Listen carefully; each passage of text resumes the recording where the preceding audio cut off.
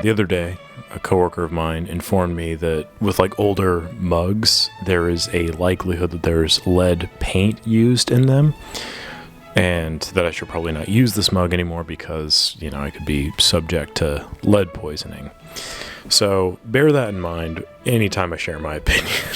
I am under a heavy influence of lead-flavored coffee, but I just can't help it. This is such a nice mug. And before any of you ask, I have plenty of mugs that I use, so I'm getting it from multiple sources. But anyway, it's Monday, so let's get into the news. There has been quite a stir on the interwebs the last couple of weeks regarding Fujifilm and bringing back their film production and all that good stuff. A number of years ago, the news broke that Fuji was going to like kind of halt their production for the most part, stricter laws in Japan about, you know, chemical usage and all that stuff. And then also, Fuji doesn't really make as much money off of film as they do their other enterprises, i.e. their X100 series cameras. People can't get enough of it. It is insane. The X100 V, I think the X100 V1 or the X100 Mark VI is just got released, and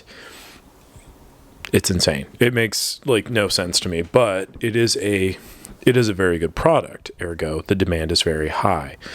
Fujifilm, their 35mm film in particular, is also a very good product, and the demand is very high. Now, I've watched a couple videos discussing like where Fuji's at in their film production since the news broke, and there's been a lot of rumors and a lot of proof that a lot of like the Fuji film that's on this on sale today is actually just like recanned Kodak film, whatever that really entails.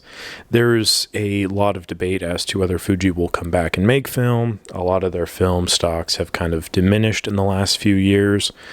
Their Acros film was being made in England, so even that was kind of like, oh, maybe that's just like recanned Ilford something or another. Are they making film? Who knows? I'm here to kind of discuss that because I wasn't able to find any like definitive information as to whether or not they were, but I do know that they committed a lot more money to their Instax production as well as continuing film production, which is good for me because I really like their Provia film. I think it's phenomenal. It's expensive, but it's phenomenal. I shot some Acros recently and it turned out pretty good. And their other stuff is good as well. It's a very good counterpart to some of Kodak's more consumer level films. But for the most part, it's just hard to come by. And it's funny because I remember when it wasn't. It was like the opposite. Like you could find Fujifilm everywhere and you couldn't find Kodak film to save your life. And now it seems like the roles have reversed. So I really want to discuss, one, if Fuji is indeed making more film, what that means for the market, and if they aren't, what that means for the market. If they are, I think that introduces something that we don't have currently, which is competition. And we do see a lot of these smaller scale companies coming up with their new color emulsions. They're trying their hand. They're trying to enter this market. But Fuji is like this stalwart of the market. Like they've been around forever. And I think reintroducing themselves in with new stocks or like new supplies would really mean a lot and could really go far to compete with Kodak in their current output. Because right now, as I said, it's pretty much Kodak and then little other companies here and there. They're able to offer some kind of resistance towards that. We could see a bit more competition, and I think overall that's better for us, the consumer. So that's one thing. If they are coming back, that would be good. If they aren't coming back, I still think we're doing okay. I think that Kodak is far from having a monopoly over film production entirely. I think that there's still plenty of other companies out there like Ilford that's producing quite a lot of black and white film, and even their sister company Harman, which made a big splash with that Harman Phoenix release, even though if you ask me, it was kind of a stinker. They still made probably a good amount of money just based off of that one emulsion, enough to reinvest in continuing their color goals and stuff. We have ADOX, kind of a similar situation. They released a color film, and now they're going to be releasing more. We got Wolfen, who's doing the same thing. We have Ferrania, who's releasing a lot of black and white film, and now they're going to probably move towards color, I hope. So The market is kind of course correcting from just like two big names and nothing else. And it's kind of creating this intrigue and a little bit more supply in options for the user, which I think overall is important, because without that, like, what's the point, really? Like, if we just have one kind of film stock, one look, everyone's shooting portrait, everyone's shooting Ultramax, whatever, it just becomes this kind of more bland thing. And like, there's definitely elements of creativity allotted in there. You have kind of a known factor of what portrait will look like, of what Ultramax will look like, of what Kodak Gold will look like. You have these known variables that you can control in order to create your art and whatnot.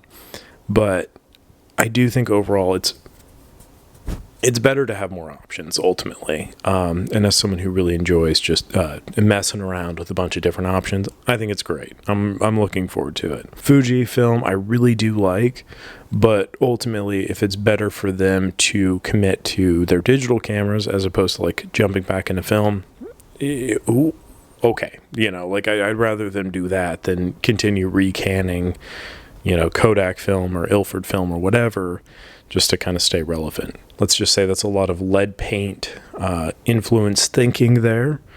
Again, I'm kind of just talking out of my ass at this point. There's no real news to discuss. I just think that it's an interesting time that we find ourselves in, where film's back, but it's not, but it is, but it's not. And I just like, I'm trying to like temper that excitement with the reality that there's still so many unknown variables. There's still this like deflating bubble that we find ourselves in, where the film market's kind of on the downturn, it seems. It's not nearly as big as it was in the 2020, 2021, 2022 era. It's kind of sloping down a little bit from that. People are now realizing that like, oh, there's digital again. We can just use that instead. There's a lot of like the grifters and stuff of the market that have kind of put a little bit of a spoil to the idea of shooting film. But there's still some really committed, both financially and mentally, I suppose. Not mentally, what would it be? Financially and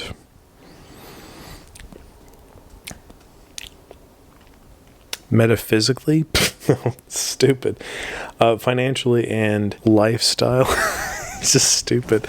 There's a lot of people that are just committed to it financially and otherwise. Therein lies kind of the intrigue. As somebody who watches MMA, there's this division in fans between the like average consumer, the person that will buy a pay-per-view because Conor McGregor's on it, Ronda Rousey's on it, whatever, and then the hardcore, which is going to watch like the UFC Apex slop cards that come out every week, whatever, to meet their goals with the ESPN contract. So there's the hardcores that watch that stuff and then also watch the pay-per-views, and then there's like the, you know, broader audience that just watches the basic stuff. And I guess what I'm trying to appeal this to is that film photography had a very broad audience for a stretch of time, and that definitely inflated the bubble to the point where you're seeing these absurd prices for cameras, you're seeing these absurd prices for film, and now that's kind of sloped down, but the prices really haven't adjusted as much.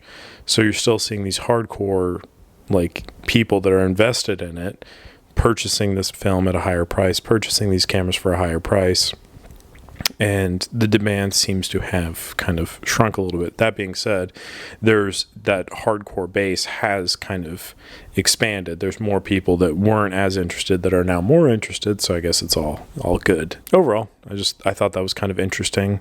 That was something that people were like really talking about. Like, obviously the interest is there for people.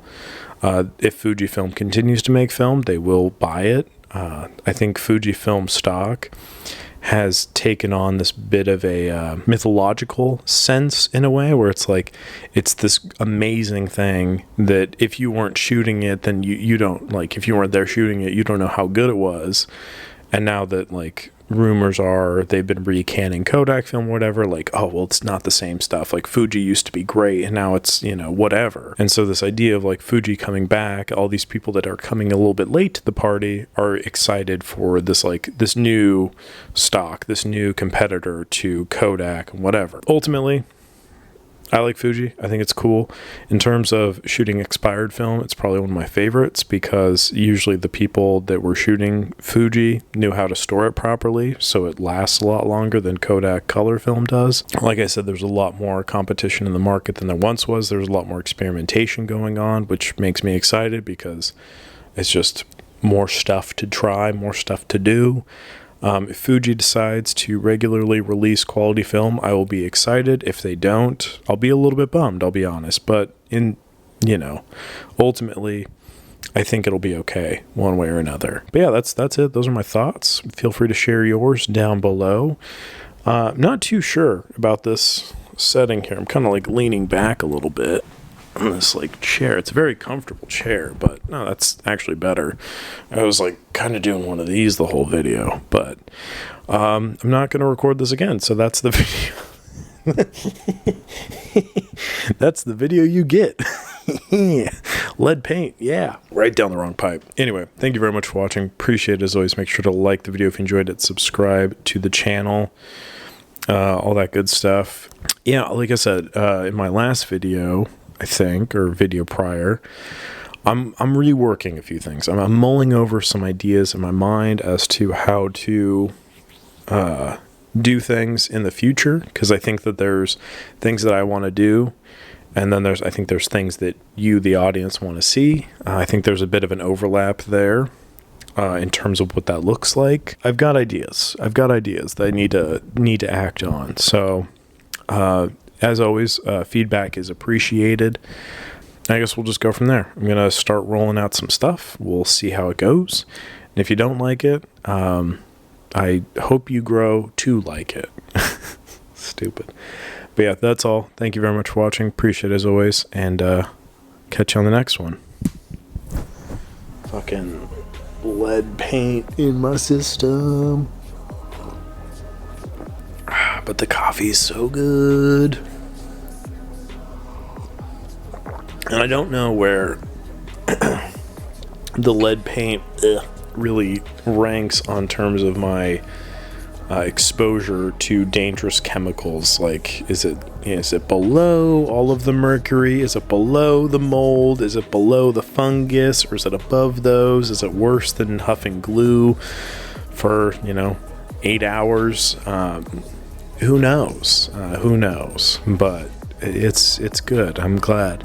Maybe what's actually happening is that all of these dangerous, harmful chemicals are like molding within my body and like creating this kind of like ultra dangerous chemical mutant hybrid that will allow me to like evolve, into something like, fucking that one guy from RoboCop, but cooler. Like, I'll be fucking Professor X here. I'll shave my head and not use my legs and just think really hard. That'd be sick. Or I would just be sick and like be in a hospital bed with like a third arm or something. With third arm would be cool. That would be nice. Like scratch my back while I'm like signing papers or something. I don't know. Yeah. Mutant third arm. And then I could like bring more cameras with me. That'd probably be good too. Oh, Jesus Christ. I need to drink some water.